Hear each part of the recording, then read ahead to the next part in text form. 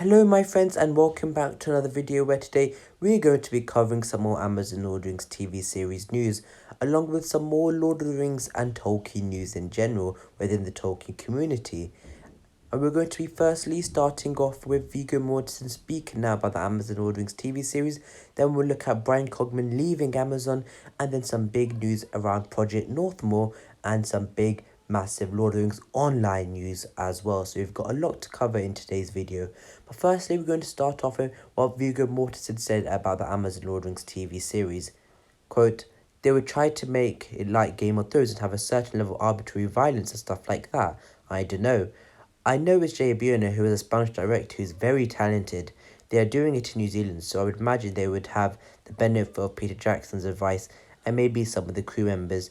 And then he went on to say that using the Lord of the Rings film franchise would be good for Amazon to use as an example of how to do Tolkien correctly or even a successful and truthful adaptation. But there's also he talked about it being potentially like Game of Thrones, which of course is a worry. So from these words, I believe Viggo Mortensen is cautiously optimistic about the Amazon Lord of the Rings TV series like we all are.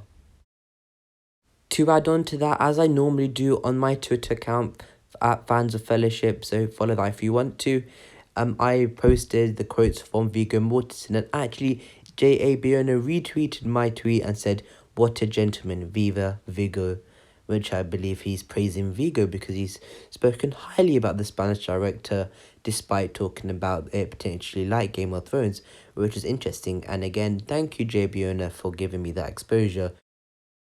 Moving on to our next big headline, Bryan Cogman moves to overall deal to EO1 and leaves Amazon, especially The Lord of the Rings on Prime, which is on Amazon. He joins a new series. I'm not sure of the name of it. And he says that he's moved his overall deal from Amazon, and he's actually, as we scroll down, he had a 2-year deal with Amazon where he served as a consulting producer of the Real Tale Giant stream, a highly anticipated TV adaptation of The Lord of the Rings, and he left the series after completing work on scripts for season 1, and production is underway in New Zealand. Things that I would like to point out from this is that it says scripts are underway and completed, which means that it is unlikely that they will be now changing the script, which is positive as all the work for season 1 scripts are done.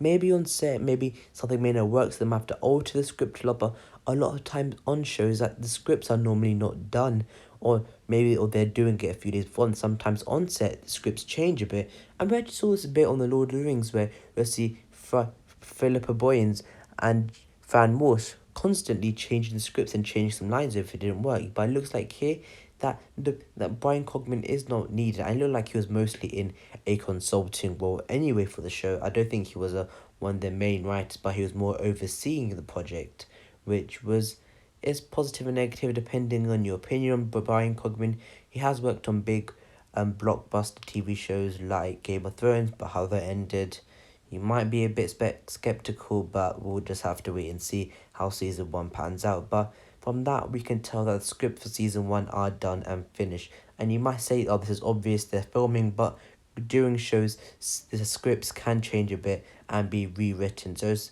looks like that is not the case for the Amazon show.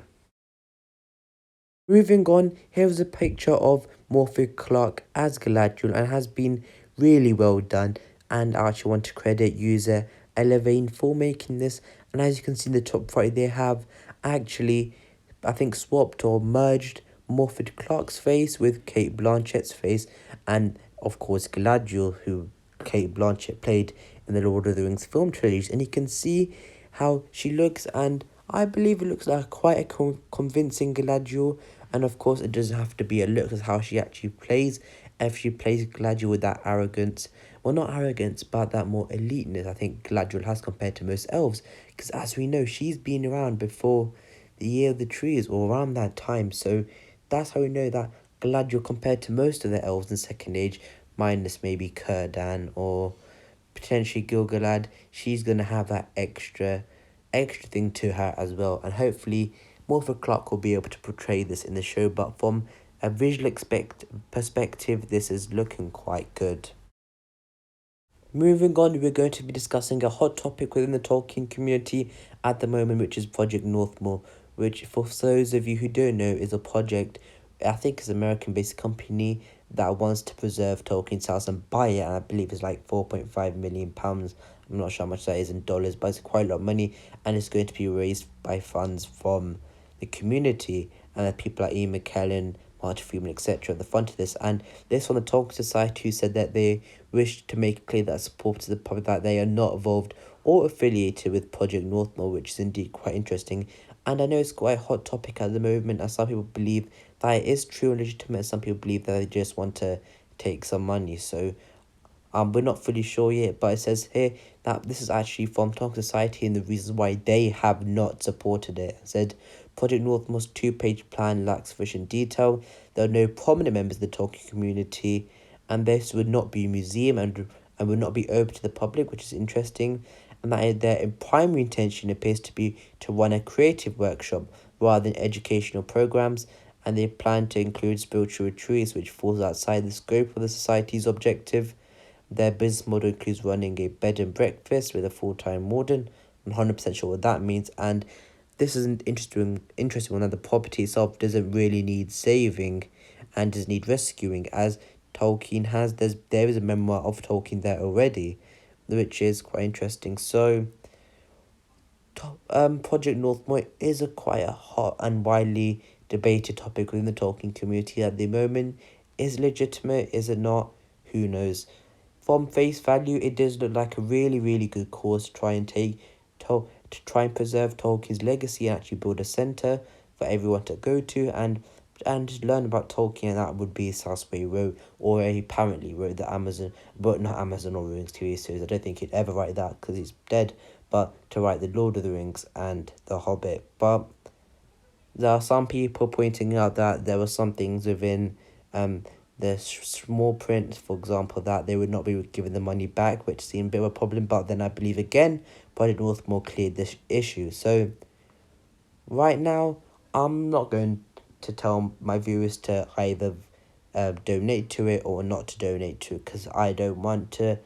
Because from what I've said so far, you guys can make your own opinion. If you donate money to Project Northmoor, that is fine. And if you don't, that is fine as well. I'm not going to be telling you to or not to, because at the end of the day, I'm just, quote, a voice for, not a voice for the fans. I am just a fan, not a voice for the fans.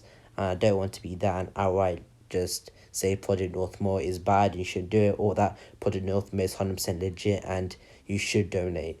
I just want to see you guys can make your own opinion and judgment.